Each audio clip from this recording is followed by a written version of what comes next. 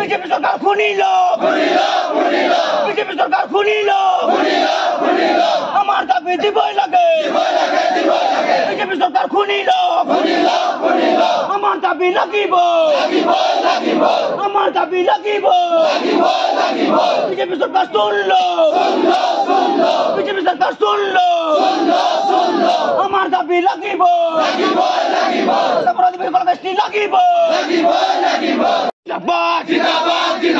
We want to stay. We want to stay. Jangan kahitnya pasal kontakam Adivasi kolak di bola lagi boy. Kamu Adivasi kolak bumi patah di bola lagi boy. BJP सरकार go back. BJP सरकार go back. Adivasi Satrio Konta जिंदाबाद. We want justice. No justice, no race. We want to stay. We want settling. No saluting, no race. No settling, no race. Hajrat dek lagi. Sertifikat dek lagi. We want to stay. आतंकवादी में को स्थिति देना होगा आतंकवादी को स्थिति देना जिंदाबाद बोलो खाली छात्रों को तो जिंदाबाद कृष्णा जिला साहब जिंदाबाद आदिवासी जिंदाबाद we want to stay we want to stay we want to stay आतंकवादी दुश्मन का स्थिति देख लगी आतंकवादी दुश्मन का स्थिति देख लगी आतंकवादी दुश्मन को भूमि पट्टा देख लगी we want to stay we want to stay no wasting no race boy lage no wasting no race no wasting no race शासन को तो नहीं कुछ 500 अकाउंट का दी बोल लगी बोल शासन को तो नहीं कुछ 500 अकाउंट का दी बोल लगी बोल बांग्लादेश बिहार कॉलेज जनजातिकरण दी बोल चेष्टा कर दो कि आज यहाँ से हमें स्कूल में पुरस्कार देंगे सम्मान के स्वागतम करते हुए हम मित्र और आंचलिक सर्वनाथन जो तो जगह में हम मशरूम कर देते नो वेस्टी नो रेस long live Adivasi Satrio Konta जिंदाबाद অসমত বিকল্প স্থিতি দিব লাগে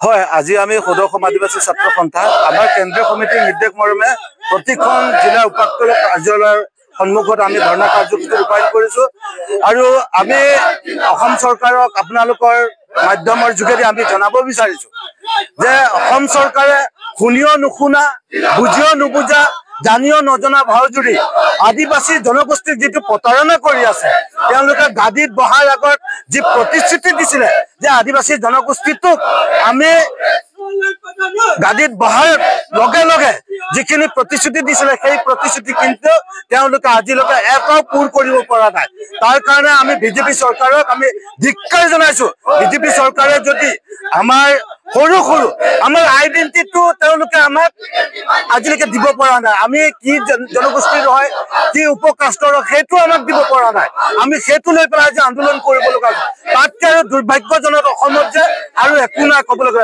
লজ্জিতৰ বিষয় আজি সব অসমৰ আদিবাসীসকলে যদি ঝাৰখণ্ডত উৰিষ্যাত যদি ভাৰতবৰ্ষৰ সংবিধান এটাই তাত গৈ পেলাই যদি আদিবাসী হ'ব পাৰে তাত গৈ পেলাই যদি উৰাং মুণ্ডা হ'ব পাৰে ইয়াত আহি পেলাই আমি কিবা আলু তাৰপৰা আলু অহাটো ইয়াত পিঁয়াজ হ'ব পাৰে নেকি বেঙেনা হ'ব পাৰে নেকি আমাৰ অসম চৰকাৰে যেনেকুৱা ধৰণে প্ৰতাৰণা কৰি আছে কিন্তু আমাৰ জনগোষ্ঠীয়ে কিন্তু চাই আছে কিন্তু অনাগত সময়ত এই বিধানসভা ইলেকশ্যনৰ কিন্তু তেওঁলোকে প্ৰত্যুত্তৰ পাব এইটো খতম আমি আপোনালোকক যেনেকৈ আপোনালোকে প্ৰতিশ্ৰুতি দিছিলে এই প্ৰতিশ্ৰুতি পালন নকৰাৰ কিন্তু আপোনালোকে ভোগ কৰিব লাগিব সৰ্বপ্ৰথমে জহাৰ জনাইছো আৰু আমি এতিয়ালৈকে নহয় কিন্তু আমি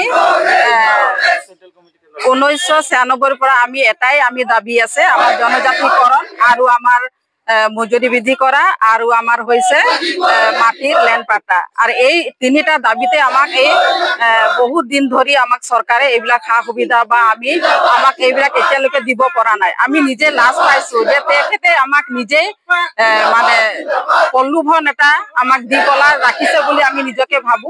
কাৰণ আমি ইমান দিনৰ পৰা এই দাবীসমূহ জনাই আছো চৰকাৰক, কিন্তু আমাক নুশুনাৰ দৰে ভাও আৰু মানে নজনাৰ দৰে ভাও আমাক দি আছে। কিন্তু আমি আদিবাসী মহিলা হৈ পেলাই আমি এইটোৱে বিজেপি চৰকাৰক জনাইছো যাতে এই 26ৰ আগে আগে আমাক যাতে জনজাতিকৰণ আৰু আমাৰ লেণ্ড পাট্টা যি আছে মাটিৰ পাট্টা আৰু লগতে আমাৰ হৈছে মজুৰি, এই তিনিটা যদি আমাক কৰি নিদিয়ে তেতিয়াহ'লে আমি বেলেগ এটা আমি চৰকাৰক মানে সমৰ্থন কৰিম বুলি আমি ভাবি ৰাখিছো আৰু সমৰ্থন কৰিম।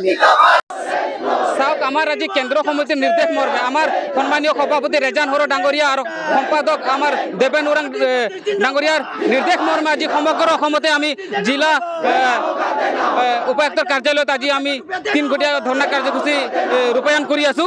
আমার মূল দাবিবোৰ হল চাওক, যেতিয়া বিজেপি সরকার অসমত নাছিলে আমার লোকসভা 2014 যেতিয়া বিজেপি সরকার লোকসভা ইলেকশনত নিজে কৈছিল যে অসমত আমি যদি বিজেপি সরকার গঠন করিম তেতিয়া নিশ্চয় আমি আদিবাসীর লগতে 6 জনগোষ্ঠীক আমি জনজাতিকরণ করিম বলে আমাক প্রতিশ্রুতি দিছিলে।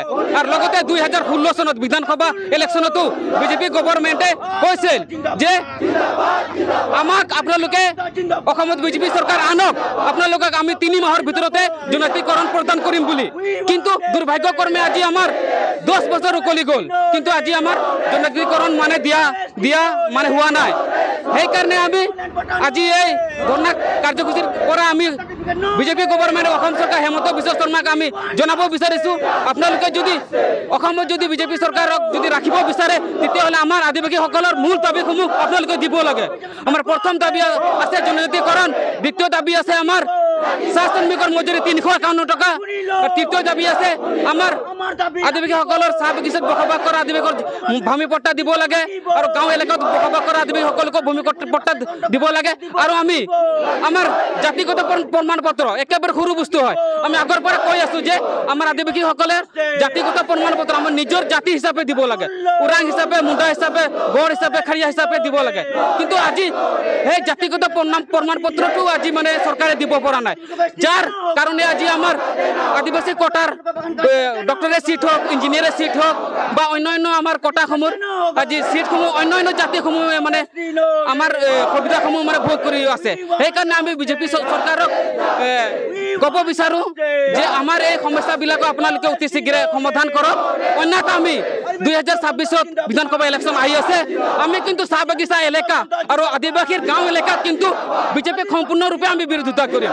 আৰু অসমৰ পৰা যদি আমাক এছটি যদি নিদিয়ে তেতিয়াহ'লে অসমৰ পৰাও বিজেপি চৰকাৰক আমি টালি টপলা বান্ধি পেলাই অসমৰ পৰা খেদিবলৈ আমি আদিবাসী ছাত্ৰ সন্থা আমি প্ৰতিশ্ৰুতিবদ্ধ। সেইকাৰণে চিএমক আমি অনুৰোধ কৰি আছো, সন্মানীয় হিমন্ত বিশ্ব শৰ্মাক আমি 2026 আগতে আমাৰ জনজাতিকৰণ মূল সমস্যাটো আমাক দিব লাগে। আৰু এতিয়া আমাৰ বৰ্ষাকালীন অধিৱেশন দিল্লীত চলি আছে, এই বৰ্ষাকালীন অধিৱেশনতে আমাৰ জনজাতিকৰণৰ বিলটো আনিব লাগে আৰু আমাৰ জনজাতিকৰণটো প্ৰদান কৰিব লাগে।